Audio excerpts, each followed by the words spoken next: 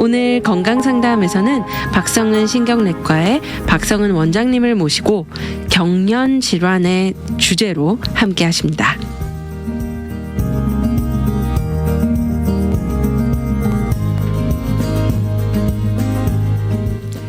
네, 안녕하세요, 박사님. 안녕하세요. 반갑습니다. 반갑습니다. 네, 오늘 우리 박성원 원장님 모시고 경련 질환이란 주제로 저희가 이야기를 나눌 텐데요.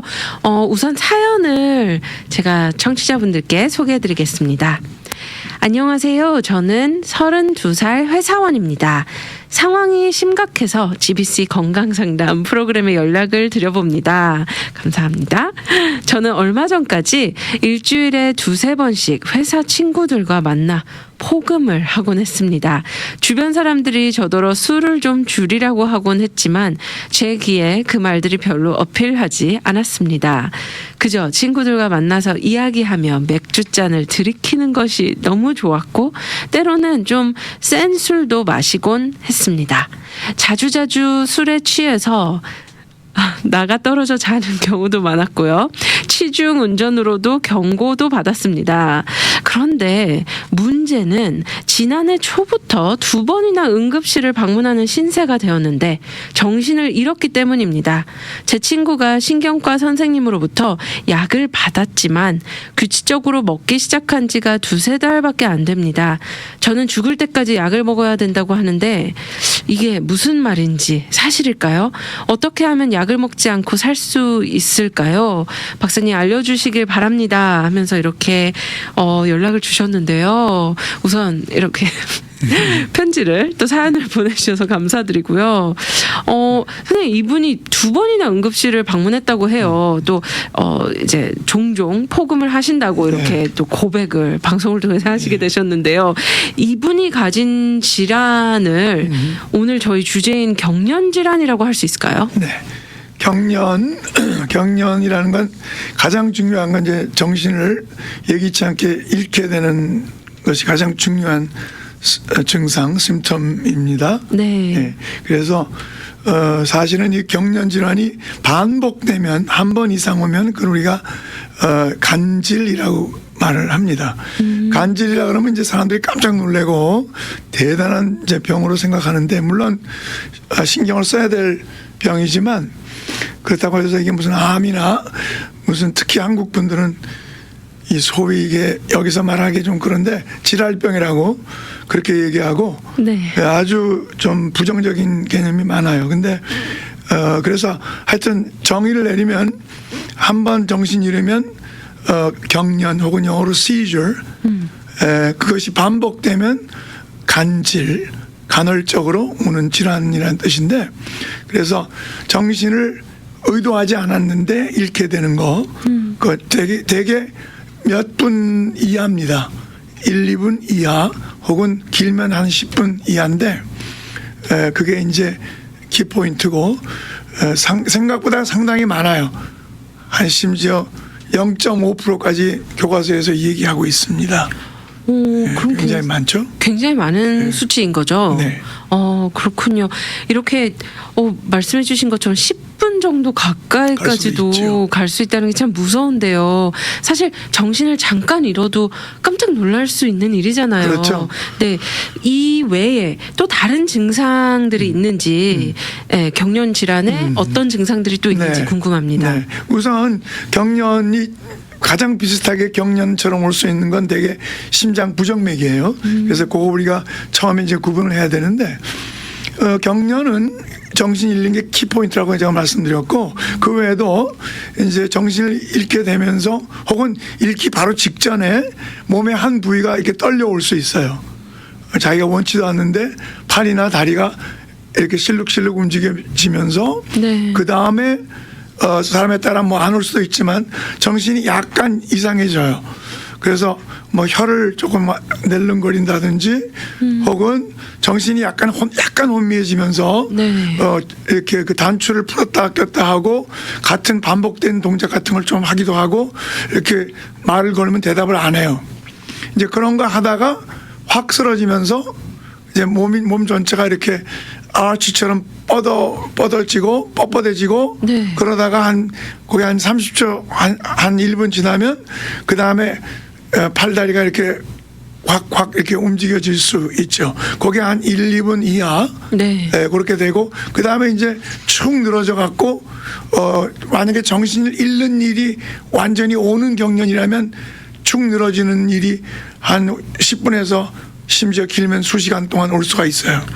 약간 혼돈스럽고 네. 축 늘어져요. 네네. 예, 이제 그런 게 풀 픽처인데 네. 이제 그것들이 다 전체가 다 그렇게 오는 건 아니고 네. 예, 그 중에 일부만 그렇게 올 수가 있습니다.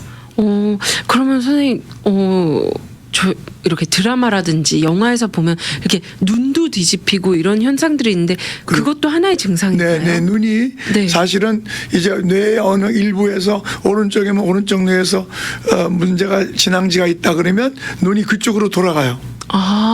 네. 그러면서 이제 또 위로 올라가서 뭐 흰자만 보이는 경우도 있긴 하지만 네. 눈이 그쪽으로 획 돌아갈 수도 있고 또 그쪽하고 또 반대되는 쪽으로 팔다리가 움직이기 시작할 수가 있어요. 네. 우리가 이제 중풍에 오면 반대쪽에 다리가 마비되잖아요. 네. 마찬가지로 그 뇌에도 진앙지가 있다고요. 그래서 거기서 정기적인 이상한 작용이 생기면 이제 그쪽 반대쪽 팔다리가 이렇게 절키 모션이 이렇게 콱콱 이렇게 움직이는 게 올 수도 있어요. 그렇군요.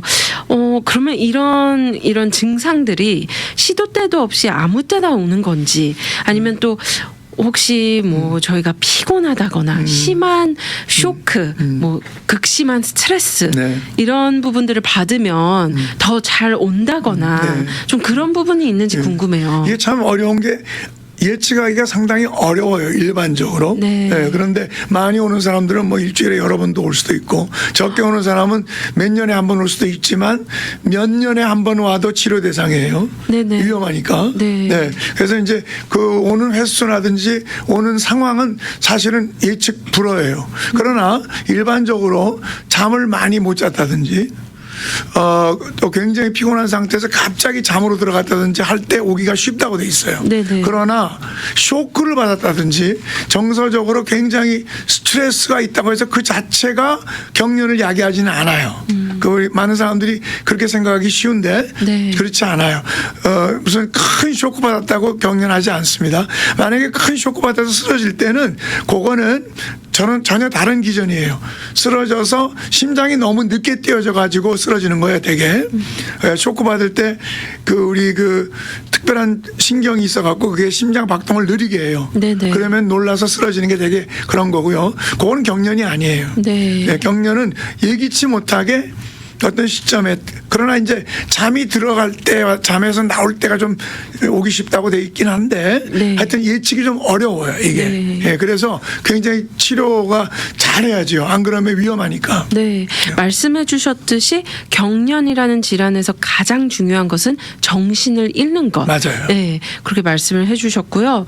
그러면 이런 경련 질환이 오는 가장 큰 이유가 네. 그렇다면 무엇인지 궁금해요. 네. 경련 질환도 다른 질환하고 다 똑같아요. 근데 이제 그 가장 우리가 알고 있는 원인은 뇌에서 일어나겠죠. 근데 뇌에 그 표면이 굉장히 중요해요. 그러니까 뇌의 표면이라는 건 이제 두개골의 표면이 아니고 두개골 열고 들어갔을 때 거기 이제 뇌가 있죠. 한 1350, 1450cc 정도의 두부보다는 좀 쫄깃쫄깃하지만 네. 뇌죠. 거기에 표면이 주로 이제 뇌세포로 돼 있고 그 한 2cm 정도 더 깊이 들어가면 뇌 세포에서 나오는 신경 줄이 주로 많아요. 네. 근데 이제 그 바깥 한 2cm, 1.5cm 두께 정도의 우리가 콜텍스라 그러는데 그 표면에 무슨 종양이 있다든지 피떡이 붙었다든지 손상을 입었다든지 외상으로 네. 그랬을 때 그게 이제 흉터가 남아 있게 되면 그거를 중심으로 해서 주기적으로 가끔 이제 오는데 네. 사실은 이제 조금 더 자세히 이야기하면 뒷골에서부터 앞쪽으로 뇌 뒤에서부터 뒷골에서 앞쪽으로 3분마다 한 번씩 뇌의 그 파도 같은 전기 파동이 쭉쭉 앞으로 지나가고 또 생겨서 지나가고 그런다 그래요. 네네. 그래서 그게 지나가다가 어떤 이렇게 그 박자가 잘 맞으면 되는데 뇌 표면에 어떤 흉터 조직이 있다든지 종양이 있다든지 혹은 피떡 같은 게 하나 붙어 있다든지 그랬을 때 그 박자가 걸맞게 돼요. 잘 안 맞게 돼요. 그렇죠. 그랬을 때 그 전기 파동이 확 흐트러지면서 이제 경련으로 들어가게 돼요. 아, 그러면 오늘 우리 사연을 보내주셨던 분의 문제 중에 하나가 아무래도 폭음 같은데 네. 그럴까요? 그것하고 어떤 관련이 있는 비전입니까? 거죠? 네. 그 이제 술을 자주 드시게 되면 첫째는 우선 그 뇌에 조그만 상처 같은 게 입기 쉬워요. 왜냐하면 쾅 쓰러지기도 하고 뭐 이렇게 집안에 와서도 막 정신없이 막 쓰러져 자기도 하고 밖에 나가서도 뭐 비틀비틀하기도 하고 그러다 보니까 마이너한 외상이 뇌에 입기가 쉽습니다. 네. 이거 하나고 두 번째는 술 자체가 시저가 일어나는 그 threshold 그 넘어가는 그 담을 이렇게 물을 갖다가 이렇게 큰 독에다 담아놨을 때 독에 그 옆에 막아놓은 게 내려간다는 뜻이겠죠. 댐이 네. 내려감으로 인해서 시저가 금방 이렇게 나오기 쉽게 되는 그런 상황이 돼요. 술 자체가. 네네. 네, 술이 이제 심하게 먹으면 어떤 때는 그 자체로도 시저를 할 수가 있어요. 이제 그런 여러 가지 이유 때문에 그 술은 특히 젊은 분들이 어릴 때 시저가 없다가 경련이 없다가 갑자기 나타나게 되는 경우는 되게 술이 많습니다. 네.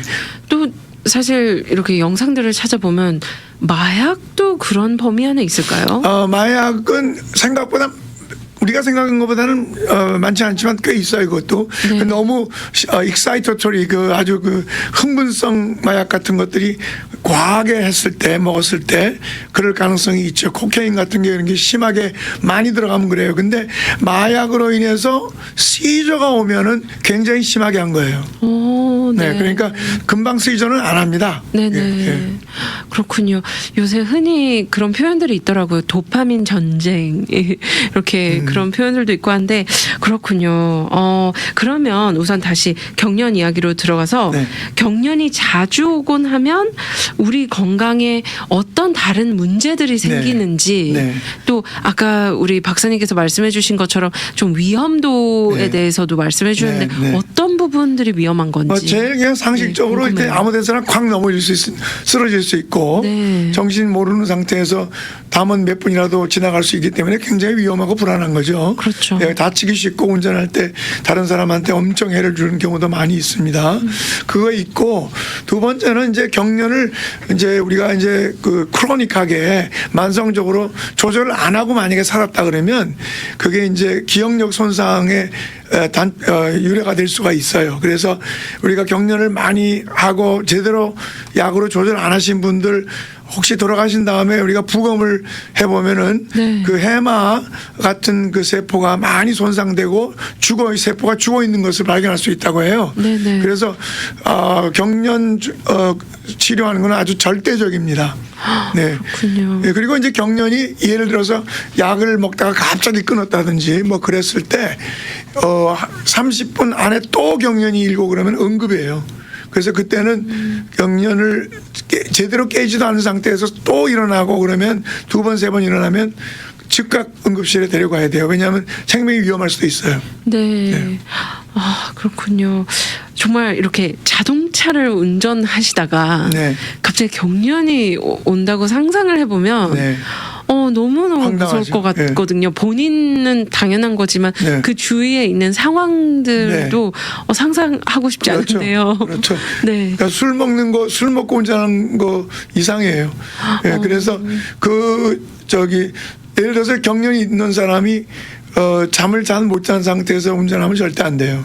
그분들 경련 나오기 쉽거든요. 네네. 더군다나 또 약을 하루에 약 2번, 3번 먹는 게 쉬운 일이 아니에요. 그렇죠. 그러다가 약을 또 어떤 때는 또 한동안 경련 안 하면 낫다고 생각해가지고 그냥 약을 이렇게 끊어버리는 분들도 있고 네. 그래갖고 또 사고 나고 그런 일 비일비재합니다. 네. 네. 우리 박사님께서 말씀해 주신 것처럼 한 번 일어날 때는 경련이라고 말하지만 두 번 이상일 때는 간질이라고 맞아요. 말씀을 해주셨어요. 네. 그러면 우선 경련이 이렇게 일어났을 때 사실 두렵잖아요. 네. 그러면은 이런 부분들을 어떻게 치료를 해야 되고 이게 치료가 가능한지 여부가 네. 궁금할 것 같거든요. 이게 뭐 제일 중요한 얘기인데 경련은 일단 두 번 생겨났을 때는 두 번 이상 왔을 때는 절대적으로 약물 치료를 하셔야 돼요. 네. 이거는 사실은 이 경련을 막연하게 생각하는 분들이 꽤 있어요. 사실 이거 경련이라는 단어가 사실 옳은 단어는 아닌데 이게 이제 동양에서 나온 단어예요. 경기, 놀라서 생긴다, 놀랄 경자죠. 사실 그건 틀린 말이에요. 놀라는 건 아니고 뇌가 어떤 잘못된 에너지 리액션이 나오는 건데 네. 경련이 일어나서 전신 발작은 정신 잃은 걸 전신 발작이라 그래요. 전신이 꼭 안 움직이더라도 정신을 잃으면 그건 정의상 전신 발작이에요. 근데 전신 발작하고 나면은 사람이 맥을 못 쳐요. 한 몇 시간 동안. 어떤 때는 그게 한 30분 정도일 수도 있는데 네. 왜냐하면 뇌가 어마어마한 에너지를 방출해요. 그래서 그 끝나고 나면 에너지가 다시 이렇게 회복될 때까지는 굉장히 맥이 쭉 빠져 있고 혼돈도 오고 정신적으로 네네. 그럴 수도 있어요.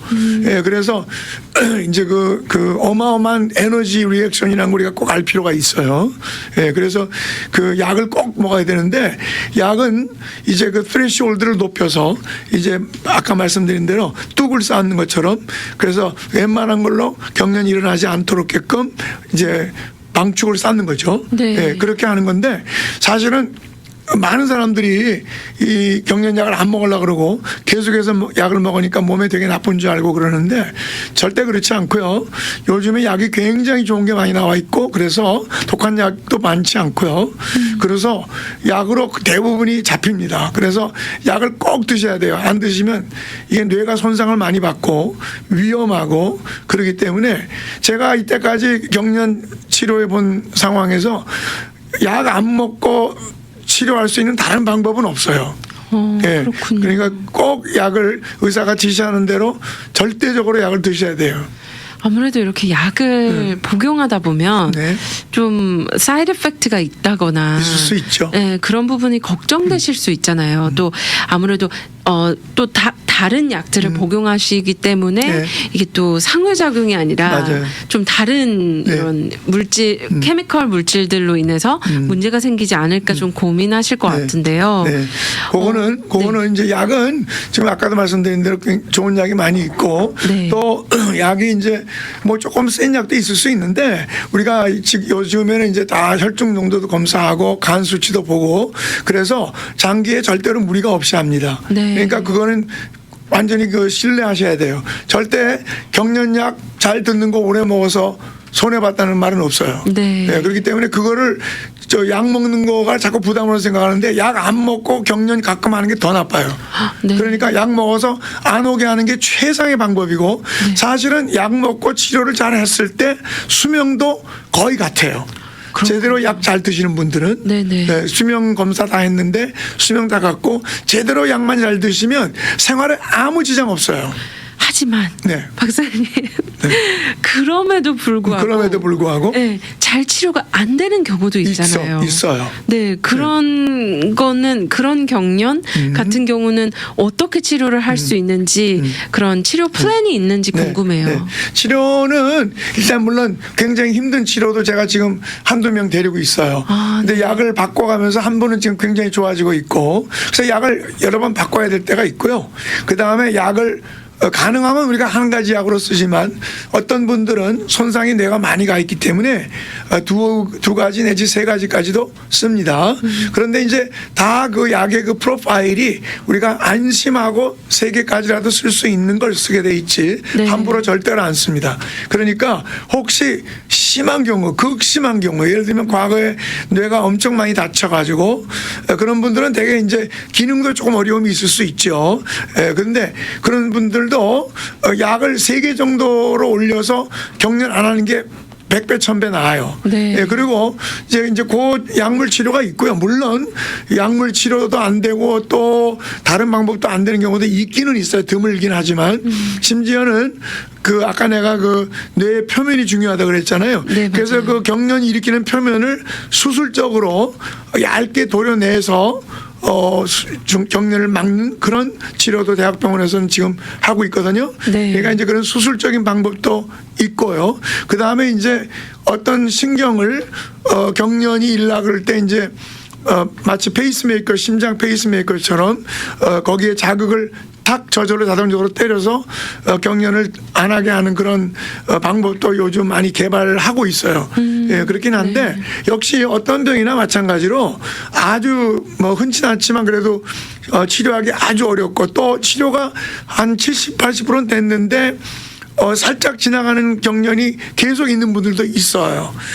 다만 그들이 이제 운전 안 하고 있는 분들이 대부분이고 가정생활 집에서 생활만 하고 있는 분들이 많긴 하지만 그 가끔 그 살짝 지나가는 시저는 컨트롤 안 되는 분이 가끔 있어요. 그래서 우리가 좀 스트락을 하죠.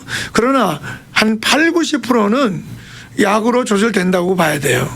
네. 우리 사연 보내주셨던 분께서 죽을 때까지 약을 네. 먹어야 되는지 네. 이 부분이 사실인지 네. 또 약을 안 먹을 수는 없는 건지 네, 이렇게 네. 물어봤어요. 네, 네, 네. 그래서 우리 박사님께서 계속 말씀해 주셨지만 약을 복용하는 게 굉장히 중요하다고 네. 말씀해 주셨잖아요.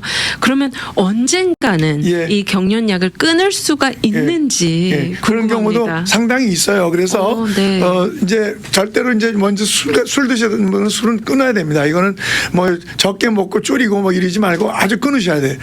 그리고 이제 그 원칙이 있어요. 그 이제 경련을 죽을 때까지 뭐 사실은 죽을 때까지 먹어서 경련이 조절된다면 사실은 그거 이상 좋은 건 없다고 해도 과언이 아닐 정도예요. 왜냐하면 경련을 계속하면 안 되니까. 네. 그런데 이제 룰이 있어요. 성년은 다 크신 분들은 저기 그 4년 혹은 3년 4년 경련을 약을 먹으면서 한 번도 안 했다면 우리가 뇌파와 MRI 다시 찍고 깨끗하다면 일단 한 2달이나 3개월을 잡아서 약을 천천히 내려가는 걸 우리가 디스커스 해요. 그래서 성공률은 한 30%밖에 안 돼요. 어른은. 근데 네. 어린 아이들은 소아과 영역은 그 성공률이 한 65%, 70%까지 올라가요. 꽤 높네요. 네, 그래 높죠. 네. 네, 많이 어린 아이들은 사실은 뭐 열경련 같은 것도 사실은 나중에 없어지는 게 많기 때문에 네네. 거기에 이제 어떤 취약성 때문에 열이 있어도 경련 안 하는 아이들도 있지만 열이 있어서 쉽게 하다가도 어른 되면서 많이 좋아지고 뇌가 완전히 성숙돼서 좋아지는 애들도 있고요. 또 어린 애들만 있는 특별한 종류의 그 경련이 있어요. 그것들은 사춘기 지나면서 또 저절로 좋아지는 게 있어서 이런 것들을 다 합치면은 한 70%가 넘어요. 네. 65%나 70% 됩니다. 그렇군요. 와, 정말 4년에서 5년 정도의 기간을 무조건 이렇게 patiently 네, 그렇죠. 네, 네. 그 약과 또 네. 병을 이렇게 지켜보면서 지내셔야 매니저해야 되는 돼요. 것 같은데, 네. 네, 맞습니다. 하지만 제일 중요한 게 아무래도 이런 일이 안 일어나는 게 제일 맞아요. 좋잖아요. 네. 그래서 경련을 예방하는 방법 이 시간에 좀 네. 배워보고 싶습니다. 예, 딱히 예방하는 방법이 없어요. 이거는 뭐 예방한다고 미리 뭐 예방 주사를 맞는 것도 아니고. 예. 그러니까 이게 뭐 어르신들은 넘어지지 마셔야 돼. 넘어질 때 뇌출혈이 되면 고개 뇌 표면에 딱지가 돼가지고 경련이 올 수 있고요. 그렇군요. 그 다음에 그 연구에 따라 좀 다르긴 한데 치매 오신 분들의 숫자가 경련 숫자가 좀 높아요. 높고 그리고 뭐 이제 그 외에도 하여튼 술 같은 걸 절대 안 먹어야 되고 뭐 이런 거밖에는 없습니다. 우리가 뇌 다치는 사고야 뭐 우리가 예방한다고 되는 건 아니지만 네. 예, 그래서 뭐 예방이라는 어떤 딱 방법이 있는 건 아니에요. 다만 약에 대해서 너무 거부감 가지면 안 되고 약을 보통 약은 그 약을 오래 먹었을 때 내 장기에 무리가 가느냐 그다음에 약을 먹으면 용량이 자꾸만 올라가야 되느냐 이런 두 가지 정도만 생각해서 거기에 해당 안 되면 약을 먹어도 상관이 없습니다. 사실은 구차한다는 것밖에 없어요. 그러니까 약에 대해서 너무 거부감을 안 가지셔야 돼요. 네. 그래서 일단 왔을 때 우리가 굉장히 시리어스하게 대처해야 나중에 약을 끊을 기회도 오는 거지. 중간에 만약에 약을 먹다가 한번 경련 다시 일어나잖아요. 그럼 거기서부터 카운트해야 돼요. 네. 예, 그러니까 자꾸 늦어지고 또 경련이 자꾸 오면 올수록 끊는 게 점점 어려워져요. 그렇군요. 네. 그래서 처음부터 잘 다스려야 그래요. 되는 맞아요. 것 같은데요. 네. 아, 그러면 오늘 우리 사연 보내주신 사례자분께 가장 중요한 이 시간 네. 그분을 위한 네. 특별 진단을 네. 이렇게 나눠주시면 좋을 것 같아요. 네, 네. 뭐 여러 번 얘기했는데 술을 끊으셔야 돼. 아. 술은 이렇게 줄이지 못합니다. 끊어야 돼요. 네. 예, 그러니까 술을 절대적으로 끊으셔야 되고 저도 요 근래에도 몇 명 술 끊으시고 완전히 나서 약 끊은 분이 몇 명 있어요. 예, 그분들 멀쩡하신 분인데 그냥 맥주 좋아하다가 그냥 경련하게 됐어요. 그래서 그분 아주 성실하게 먹고 완전히 끊고 그런 분이 있거든요. 그래서 그렇게 이제 끊으셔야 되고 약을 하여튼 철저히 드셔야 돼요. 약 정말 부담 없습니다. 약에 대해서 무조건 부정적인 생각 절대로 가지면 안 돼요. 사실은 어떤 차원에서는 이 경련약이 뇌의 흥분성을 가라앉히기 때문에 성격 급한 사람들은 조금 캄다운도 돼요. 그러면서 뇌의 흥분성을 가라앉힐 때 뇌를 보호하는 역할도 있다고 돼 있어요. 그리고 우리가 심장도 심장약 중에 심근경색 올 때 뇌가 흥분하기 때문에 우리가 심장약 중에 뇌를 이렇게 조금 눌러주는 약이 뇌를 보호하는 역할을 한다고 돼 있고 경련약도 저는 긍정적인 걸 많이 얘기를 해드려요. 네. 그래서 뇌를 보호하는 역할을 한다고 할 수 있어요. 그래서 간에 부담 없고 간 우리가 모니터 많이 하고 약을 주기 때문에 부담 정말 가지면 안 돼요. 네. 다른 약하고 섞어 먹어도 되고 대부분 네네. 아무 상관이 없습니다. 네. 그럼 마지막으로 네. 또 짧게 네. 우리 청취자분들께 네. 네. 못다한 또 정리의 말씀 네. 부탁드리겠습니다. 네. 거의 같은 말인데요. 이 경련이 막말로 질환병이 아닙니다. 옛날에 이렇게 뭐 정신적으로 약한 그런 자녀들이 이런 게 있어서 그런 잘못된 말이 나왔는데 다른 병하고 똑같아요. 그냥 약물로 치료해야 되고 또 상당한 경우 잘만 성실하게 하면 약을 끊을 수 있는 분도 많고 그렇기 때문에 특히 약을 안 드셨을 때 경련이 많이 나오면 나올수록 약 끊기 어려워지고 또 뇌는 손상됩니다. 그래서 아주 절대로 이런저런 다른 어떤 방법 취하시면 안 돼요. 이거는 꼭 약물 치료를 빨리 시작해서 절대로 여러 번 경련이 오지 않도록 네. 빨리 약을 쓰는 게 좋겠습니다. 네. 또 DMV 관련 네네. 네. 그러니까 경련을 2번 이상 하면 네. 우리가 또 때에 따라서는 한 번 제대로 된 거 해도 그럴 때도 있긴 한데 DMV에 우리가 연락을 해야 돼요. 아. 그래서 사실은 응급실에 끌려가면 다 연락됩니다. 저절로. 그런데 약을 잘 드셔갖고 6개월 동안 경련 안 하시면 다시 우리가 신청해서 받을 수 있습니다. 의사의 그 사인과 의사의 그 스테이트먼트를 가지고 할 수 있기 때문에 하여튼 운전을 계속 하시려면 약도 잘 쓰셔야 되고 그래요. 네. 알겠습니다. 오늘 박성훈 원장님과 함께 경련 질환에 대해서 배우는 시간을 가졌는데요. 원장님 오늘 귀한 시간 감사드립니다. 네, 감사합니다.